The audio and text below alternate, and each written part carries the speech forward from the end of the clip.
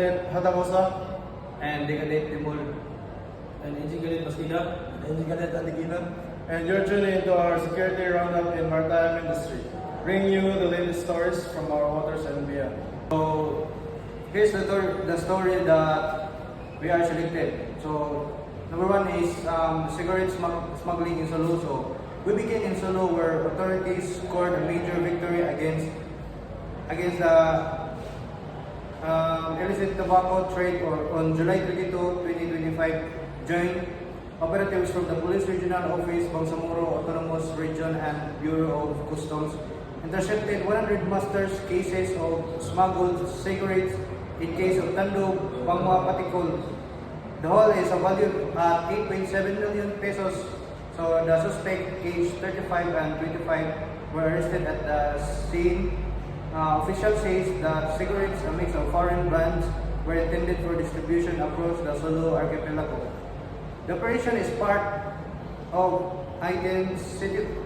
intensified anti-smuggling drives, which, according to the local enforcement data, have already netted millions worth of illegal tobacco product this year alone. Authorities say the fight continues, warning that these illicit goods not only deprive the government of revenue but also fund criminal networks. So here's the transition of this story. So from the smuggling in the southern Philippines, we now turn to an unusual dangerous collision in contested waters. Next was a Chinese Navy and Coast Guard collision. This tension in the South China Sea on August 11, 2025, near Scarborough Shoal, a Chinese Coast Guard cutter collided with a Chinese Navy destroyer while both were maneuvering at high speed to block the Philippines patrol vessel Ceylon. The Ceylon was on a humanitarian mission delivering food and supplies to Filipino fishermen in the area. Video released by the Philippine Coast Guard shows the two Chinese vessels narrowly missing the Philippine ship only to strike each other. The Coast Guard cutter's bow was crushed, leaving it adrift. And the Philippines offered medical and towing assistance, but Chinese officials declined, and both vessels eventually withdrew. Philippine authorities have condemned the event as reckless and dangerous, saying it violated international rules meant to prevent collision at sea. Analysts warn that such aggressive maneuvers increase the risk of a weather incident in one of the world's busiest and most disputed waterways.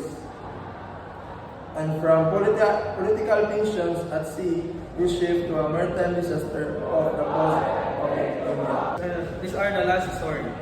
Kerala container ship fired on June 9, 2025. The Singapore floods container ship MV1I 503 suffered an explosion under depth about 78 nautical miles. Of vapor Kerala, the blast ignited a massive fire threatening the vessel's cargo, which include hazardous materials and over 2,100 metric tons of fuel. The Indian Navy and Coast Guard launched a major rescue operation. 18 crew members were saved, some with injuries, but were remaining missing. 2 Taiwanese, 1 Indonesian, and 1 Myanmarese. By June 11, firefighting teams had contained about 40% of the blaze. The ship listing to port is being towed farther out to sea to minimize the risk of an oil spill along Kerala shores. Authorities have filed a criminal complaint against the ship owner, captain, and crew for alleged negligence, citing both safety and environmental threats.